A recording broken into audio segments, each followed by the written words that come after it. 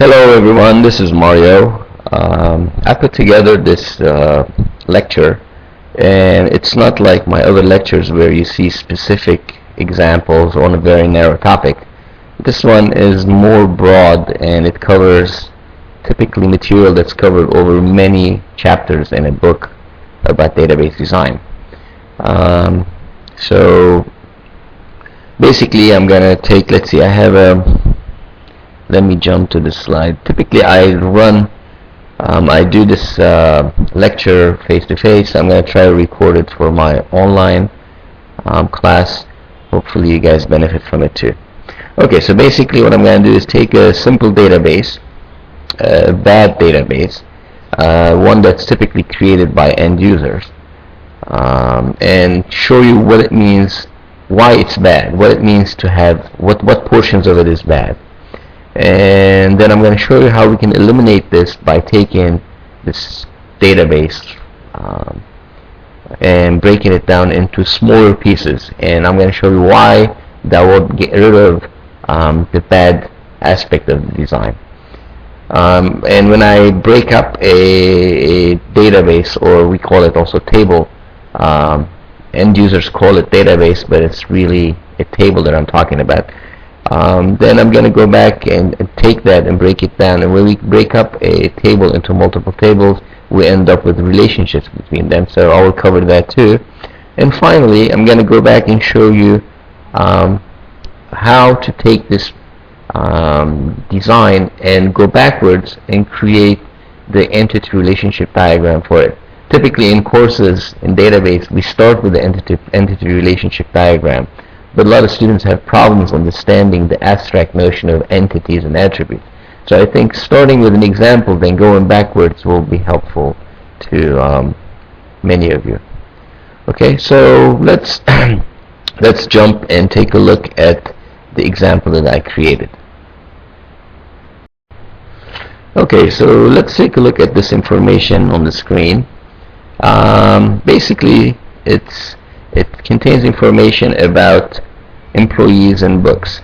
So the cases where, suppose you are in a company and they ask you to take over a small library of books, and you're required to keep track of who took what book and who returned them at what point.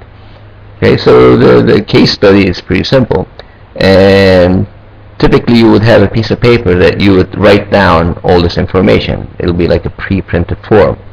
So for a person who wants to design a database, the first instinct would be to take this and create an electronic version of it. And the electronic version would look something like what you're seeing on the screen. So basically we have the employee information, employee ID, the employee name who borrowed the book, and some phone numbers, and the number of the book that the employee borrowed, the title of the book, the author, when the book was checked out, and when the book was returned. Okay, so basically, as employees come and borrow books, we fill up this information. We add new rows as new books are taken out. And suppose someone like Ted Hanks here, who took a book out on this date and returned it, and then we add the date, let's say it was returned on 2/14/2014, right? So that completed returning of this book. Okay, so let's examine this data. Okay, intuitively, we want to see what's the problem with this data. One of the golden rules in database is not to have data repeated many times, because repeating data, we call that redundant data. Repeating data will cause problems. Example of that repeating data here, look at John Brown. It's here, John Brown a second time, and it's the same John Brown because it's the same ID, 1122, 1122, so obviously this is the same person. And the same phone number, it's twice. The same cell phone number is twice. Okay, obviously this is repeated. So we'd say, what is the problem if I have repeated numbers, repeated data? Let's take an example. Let's take the example of Jennifer Owen also, which is twice. One's here and one here. Suppose Jennifer came and said, hey, I got married and I want to change my last name. And my last name is not Owens anymore, it's Smith. So I go in and changed it in one instance, but I didn't change it in another, which is at the bottom. Look at the ID, it's 22332233, and the first time is Jennifer Smith and the second time is Jennifer Owens. This is the enemy of database when we have contradictory data or bad data. Okay, so if we had this information stored only once, we wouldn't have this problem. Okay? So again, the goal of good design, intuitively, it is to eliminate all repeated data. Okay, so this is one example I showed you, the update, what we call by update anomaly, changing information in one place without changing in another place. Another type of anomaly is called insert anomaly. Insert meaning I want to add, suppose I want to add a new book, 111111, and it's a book about imaging, and the author is Tom Smith. Now, if I have this information, but I have all this information blank, and it's not, depending on my design, my database design may force me to enter information about the employee, but I don't want to have to enter information employee. I want just to have information about books. So as you see, this will give us another problem when we have this type of design. Okay, so the third type of problem is what we call a delete anomaly, which is if I delete more than information than I need. Okay, for example, okay, so then we have a third type of anomaly, and it's called a delete anomaly. In a delete anomaly, it's a situation where we delete information that we don't want to delete. The design of the system forces us to delete information that we don't want to delete. For example, suppose I ask you to get rid of this record, which is about Helen White. I want to delete Helen White from my system for whatever reason. But if I delete this record, I'm going to have to delete with it the second portion, which is the book about database design by John Smith. So if I delete Helen and I delete the book about database design, then I won't have this book information in the rest of my table. So this way, this bad design is forcing me to delete a record information that I don't want to delete. Okay, so these are the three types of anomalies that we face when we design database. If the database is not properly designed, and it's the update delete, which is we saw it at first, then an insert delete and an update, and an insert anomaly and an update anomaly. Okay, so our goal is to design our database in a way so that we don't have these types of anomalies. Intuitively, what that means is I'm going to break down this huge fat table into smaller tables and have the information so that they're not repeated. Okay, so that's what we're going to do now. Okay, so let me first get rid of this information that I entered here. We don't need it. Okay, so anytime we have a table of data, the first thing we need to do is find out what is the primary key. Primary key is a very key information that we need to have. And a primary key is a column or a combination of columns that are unique. Why they have to be unique? Because if I have this information, then I can get the rest of the column. So let's take a look. Let's say, let's suppose initially I think employee ID may be my primary key for this entire table. Okay, but we see that it has to be unique. Then we see that it's 1122, it's twice, duplicate. And then we see that 2233 and 2233 again is duplicated. So this column cannot be designated as the primary key because it's not unique. Let's show with Excel I can filter this data. Let me filter here. Okay, Okay, so I filtered my information for employee ID 1122, and as you see, I ended up with two different records. And let me make this a little bigger so we can see all the columns. Okay, so obviously this column 1122 is not unique because it's repeated. Now, since one column is not unique enough, I need to come up with another column. The combination of both of them may be unique. Right? So if I look at the employee name, it's not good because it's duplicated too. This is duplicated too. Here it's duplicated. Alright, so we see that maybe book ISBN in combination with employee ID will be unique. Right? So I can assume that, and if with this example, I see that the combination of these two columns is not duplicated. Let's try to find another one. Let's get rid of the 1122, show another one. Okay, in this case, we only have one record, so it's not valid. So I need to find more than one. Okay, here too, I have employee ID, it's the same.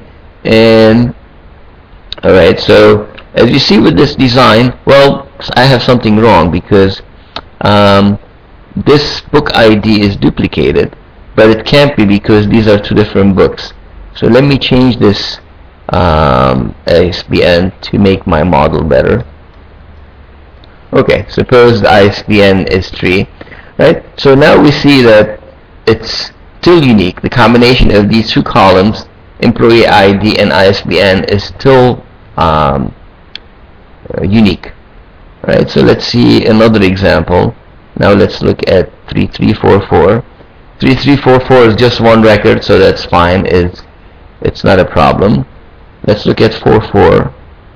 Alright, so here too is a unique record. Okay, so basically go in with the combination of employee ID and book ISBN. So far would look like it's a good primary key. Maybe if I come up with more examples, it might not be. But for the purposes of this lecture, let's assume it is a good example. Okay, so first we came up with our primary key.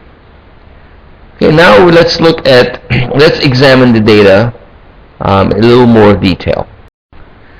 Okay, I just unfiltered the data so we're seeing all the records again. Now, we said that a composite is made up of two different columns. Anytime we have a composite primary key, it's possible that we are combining two different types of information into one table. I'm not saying it's always the case, but it's possible. So let's examine our data and see if that's the case in this situation here.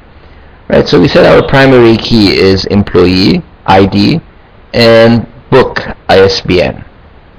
Right, so if you look at the information on the left side, the one I'm blocking now, all this information is information related to employee. And if I look on the block that I'm on the data on the section I'm blocking on the right side, it's information about book and book borrowing. So I can clearly see that I effectively lumped in two different types of information into one table, and that violates some rules. But without getting too technical about it, let's suppose I want to split these into two different tables. Right? I just added a column in the middle, and I have two different tables. But now the problem is, before, when they were all in one table, the information from both tables were linked.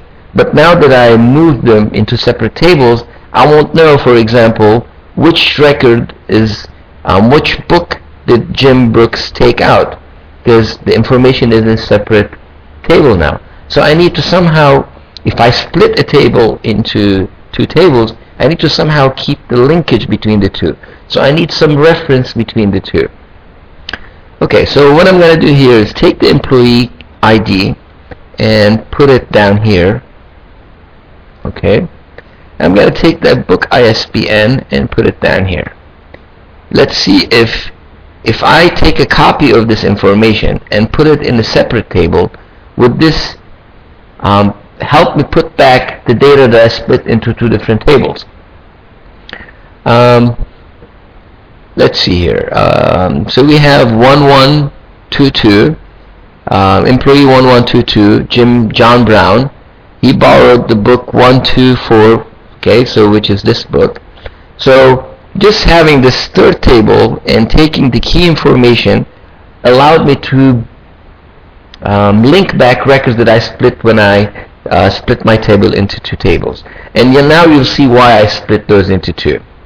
Right, so let's look even further. Let's look at this information here and this table here. This has information about books, authors, which is pretty much the same thing, the books and the authors. And then I have information check out, check in, which is not really physically related to the book, but it's showing some action happening to the book.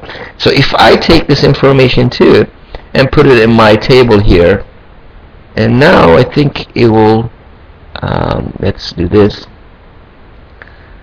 Alright, so now we have three different tables. Let's name these. This is my employee table. Here, this is employee.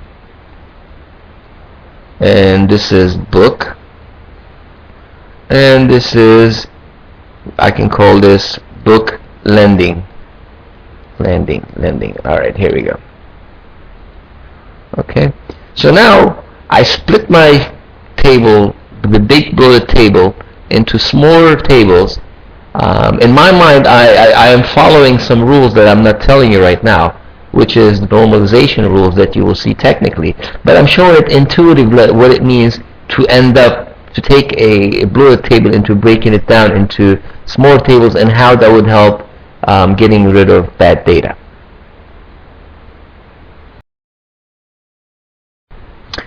Okay, so what are we left up with here? We started with one table and we broke it down into three different tables. And let's examine these tables one at a time. If we look at the employee table here at the top, we see that a lot of the information is duplicated. Right, so we have John Brown here, it's once, and the exact same information is here. So if we get rid of one of these, we don't lose any information because it's the exact duplicate. Okay? So let's get rid of John Brown. What else do we have? We have Jim. Okay, so we got rid of those. So we don't have any more duplicates here. Right, so let me move this data up. Oh, no, we do. Oh, okay, earlier what we had done, we had changed Jennifer Owens to Jennifer Smith when she got married, and we have data anomaly here. So originally this should have been Owens. I was showing you how an update anomaly would take place. Okay, so in this case, we have Jennifer Owens here once, and she's here again. So I can get rid of the second instance, and I won't lose any information. Alright, so let me move these rows up. And now you see, employee table, we don't have any duplicated information. We don't have any names duplicated. We don't have any IDs duplicated. So let's look at our other table here. We have software engineering by Roger Pressman. Its ISBN is 1, 2, 3, 4, 5 up to 9. Software engineering by Roger Pressman. That's the only case. Okay. So Ian Somerville, we have a book here, software design, and the same one is down here. So I can get rid of the second version of it. Okay. Do we have anything else that is duplicated here? No. Right? So here too, you see we got rid of, we have anything duplicate? Let's see again. Software, Roger, no. Okay. So basically we got rid of all the duplicate information, and if you look closely at the book lending information here, there's nothing duplicated. It's all unique rows. Okay. Alright, so this is the first step of breaking up my big table into two tables, into more than one table. And doing this, we saw that we got rid of a lot of redundant information. And we say when we get rid of redundant information, we get we get rid of the possibility of having update anomalies in the future. And remember, we talked about insert and update anomalies. Now I can insert a new employee without having to insert a new book, or I can insert a new book here without having to worry about inserting an employee. And anytime an employee borrows a book, I can enter a record here. I can enter the employee's ID, employee the book number, when it was checked out, and the book when it gets checked in. I'll put that information back here. Okay, so this is the first step. So now let's look at other possible duplicate information. If you look at the employee table here, you see that Roger Pressman is repeated twice. Ian Somerville is repeated twice. So Joyce Farrell is repeated twice. So what we need to do is to even break this table down into even smaller table. Okay, because we will have some update anomalies if we change. For example, if we change Ian Somerville, he writes his name with one M, not with two M's, so get rid of one M here. So then we have Ian Somerville written with one M here, and Ian Somerville written in two M's here. So this is not correct. So we need to fix this so that we don't have update anomalies. Let's do that. So basically, I want to take this book, the table that I called book earlier, I want to split it into two different tables, and that would be book and author. So I put the authors in one table and the books in another table, and there will be a relationship between the two. Okay, so let's get rid of these filters here. Okay, basically what I need to do is add a new column in here, and rather than author, put author ID. Right. So it's always better to have IDs than dealing with textual information. So let's say Roger Pressman is ID 1, Ian Somerville ID 2. So Roger Pressman is 1 here, and it's 1 here also. Ian Somerville is 2. Ian Somerville is 2. Joyce Farrell is 3. Joyce Farrell is 3. And Jim Smith is 4. Okay, so now that we have this, I can make a copy of this into a new table. Let's put that here. Okay. And at this point, I can get rid of the names from this table. Okay. So now what do I have is a new table called author. Author. Okay. Author and book, and there's a relationship between the two. So I took so now rather than have the name of the author in the book table, I put the ID of the author. Why did I do that? So that I move the author's name into a separate table and get rid of the repetitive information. So Roger Pressman is already once, so I can get rid of Roger Pressman a second time. Ian Somerville, and it's Ian Somerville again, and Joyce Farrell again. So we got rid of the repeated data without losing any information, and that's the key. Okay. So what we have here, we have a table that is in relationship. When we say relationship one to many, meaning one record in here in the author table is related to many records in the book table. Okay, I'm going to highlight this and highlight this also. Right? So as you see, I grayed out. So this one record here is related to 1 and 2 records here. So each record in author is related to many records in book. So this is when we say there's a relationship one to many between the two tables. We're saying one row in this table is related to many rows in the other table. Okay? So, and by doing this, you saw that the author table got smaller. I don't have repetitive data. And now if I make any changes to the author table, the information is automatically updated in the book information because I don't have the author name in the book, or I only have the author ID.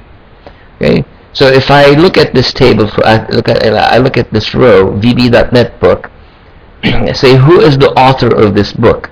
Well, I look up the author is 3, and I look it up in the author table, and it's Joyce Farrell. Okay, so I showed you the linkage here.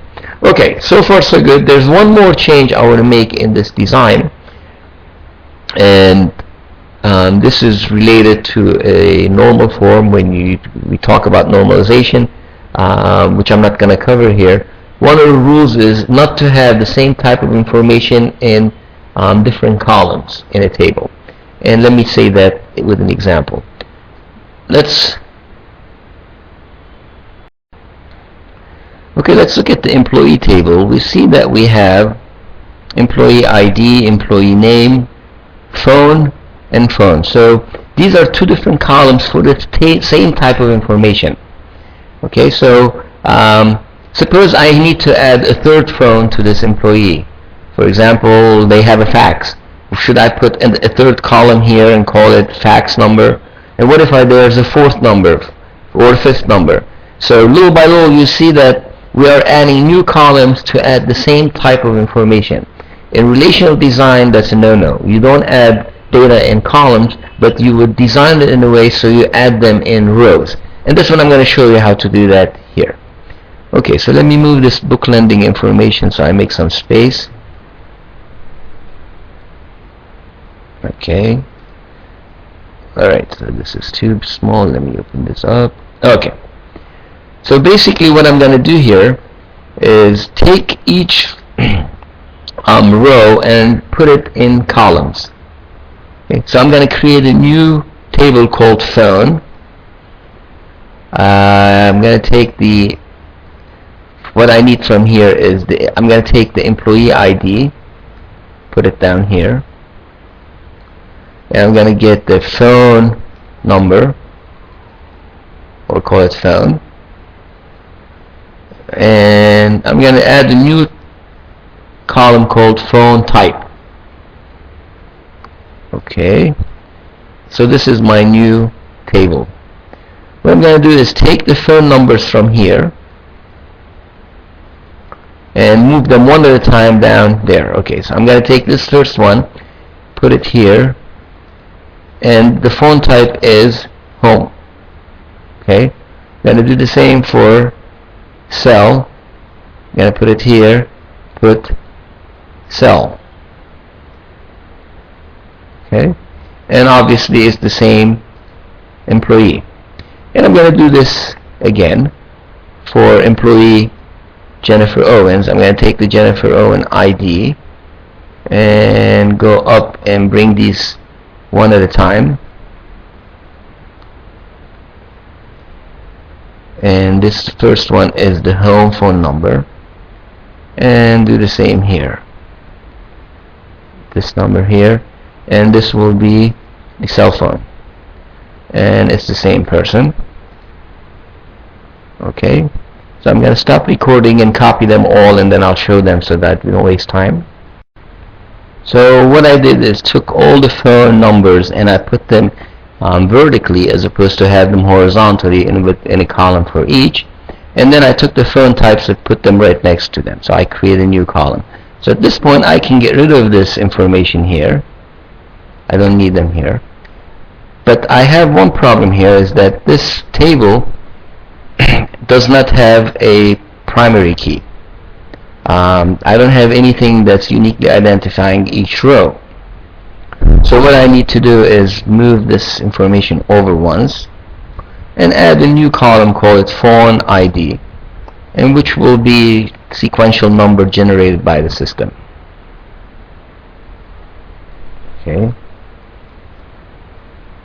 Okay, so now what I have is another a relationship between these two tables. So one employee here can have many phone numbers. Okay, so let's look this up. So what I did, okay, so I didn't say this in technical term. What I did is take the primary key from the employee and made it a foreign key in the phone table. So effectively I have a linkage between these two tables now, and the foreign key here points to the primary key. Okay, so if I take this, say whose phone number is this number 5 here, all I need to do is take that foreign key, which is 444, and find the primary key in the corresponding table, and it tells me that this is Jim Brooks' phone number. Right, so this is a one-to-many relationship. Okay, so right now we have a good design. I split up the one big table into smaller tables, and from here I can take this and go backwards and show you what the ERD for it would look like. Let's do that. Okay, as I said earlier, typically designers start designing a database using an entity relationship diagram, and it's later stages that they end up with what you're seeing on the screen, the actual relational design.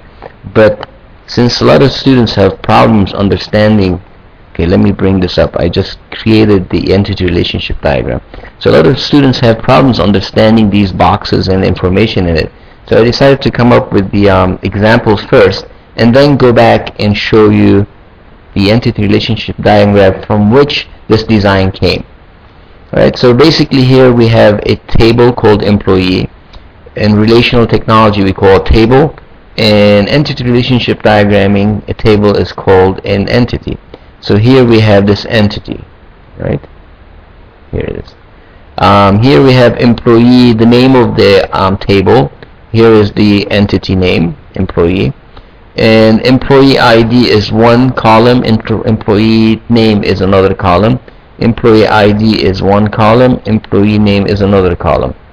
Now, in an entity picture, we separate three sections. We have the name of the entity, the primary keys, which is the middle section, and it has a PK next to it, and then all the rest of the attributes will go to the last section. Okay. So let's go back. Let me get rid of this so that makes it clean.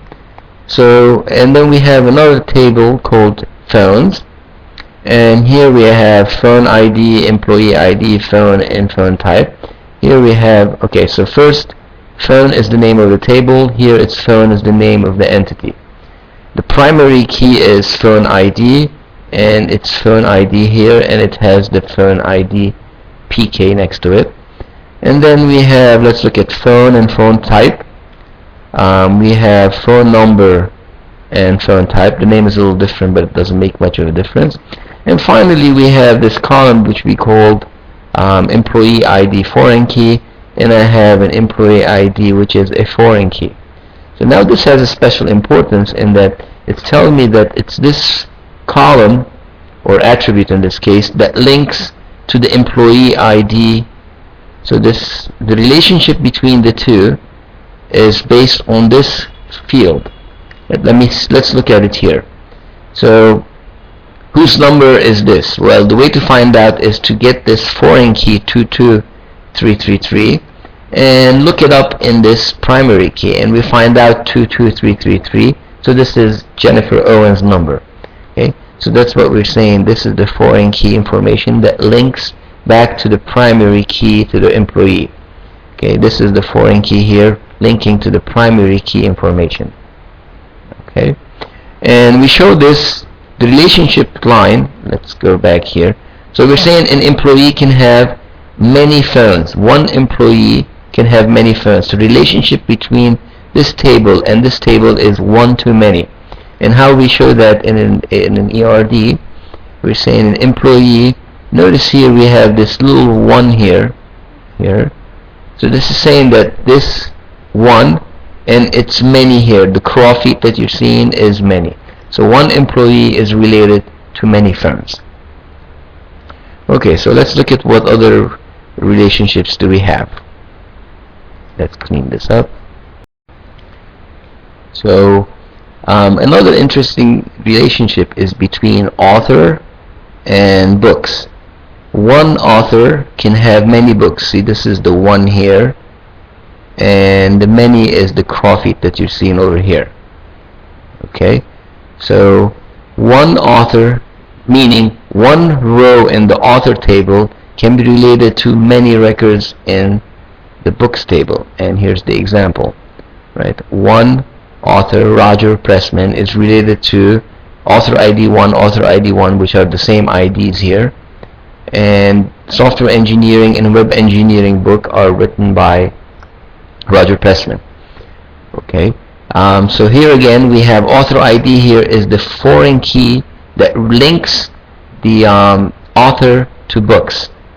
Foreign key, remember, contains the primary key of the table to which it's related. So one here is related to one here. Having these values in both tables allows us to join these two tables and link them back together. Okay, So the other information is similar. So let's look at them. Author, the table is author, so entity is author. We have author ID and author name. Okay, here I called it name, not a big deal. Author ID is the primary key, and author name is an attribute for author. Okay, so let's see what else we have here. Okay, and then we have the book table. Book is table here, it's books, called it books here, again not a big deal. And ISBN is the primary key. ISBN is the primary key. And then we have title and author ID, which is the foreign key. So title is here, and author ID, which is also a foreign key. Okay, so now we have all the side relationships, and we did everything except the main relationship, which brings employees and books together, and which is this table, the book lending. Let's look at the book lending here, which was this table. Book lending has, this is the name, book lending. Let's see. I did things a little bit different here, and let me explain why. It's possible that the same employee will take the same book twice on the same day, meaning we might have duplicate information.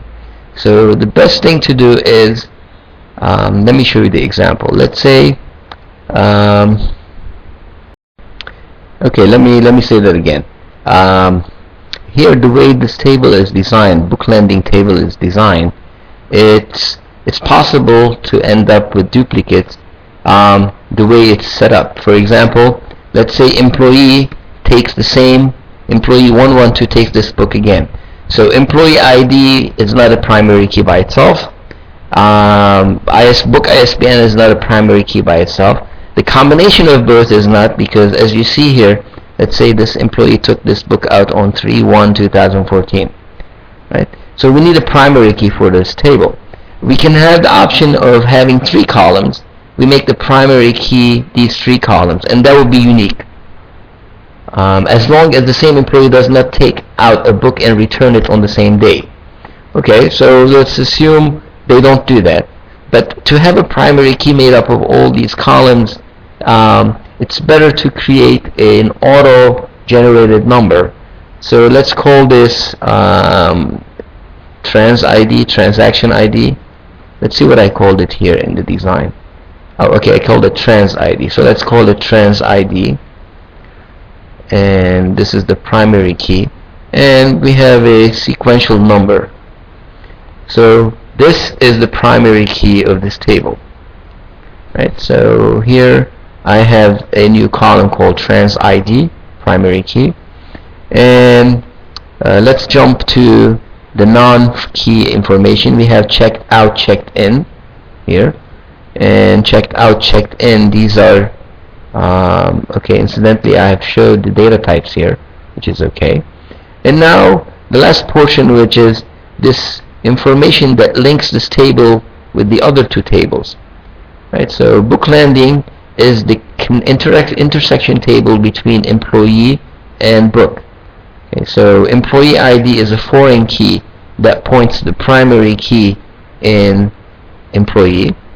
Right, so let's look at that. So employee ID is a foreign key here that links to the primary key of employee ID, and this is this relationship showing that. And then we have book ID is the foreign key that links to the ISBN foreign key, and it's this relationship. Okay, so let me show you this in data. Right, so book lending links back to the book table.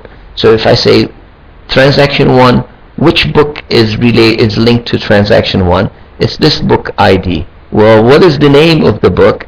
Then I take this ID and look it up here. Say, oh, this is software engineering. It's the same ID. But who is the author? Then I take this ID 1 and look for it in the author table and say, oh, okay, this is Roger Pressman.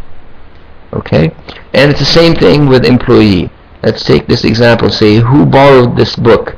I want to know because it wasn't returned yet. So I look it up, say, okay, so this is 1122 employee. I go and look, and this is the foreign key here, foreign key to the primary key of the employee table. So I look up 1122 and I say, oh, okay, so this is John Brown. Okay, and that's the linkage between these. So let me clean this up and show these relationships. So we're showing that employee ID is linked to this book lending book, and books is linked to this lending book. So effectively, this intersection table is what is making the relationship possible between employee and book. Originally, we could have designed this way. We could have said this and these are many to many. Book and employee are many to many. One book can borrow many, one employee can borrow many books, and a book can be borrowed by many employees. But we materialize this relationship by creating this intersection table and by taking the foreign key of each of these tables and make them the foreign keys in this intersection table. Okay, so I hope this gave you the big picture, how you go from what it means to have proper clean database design, and to show you how this was generated to start with from an entity relationship diagram that we are seeing on the screen.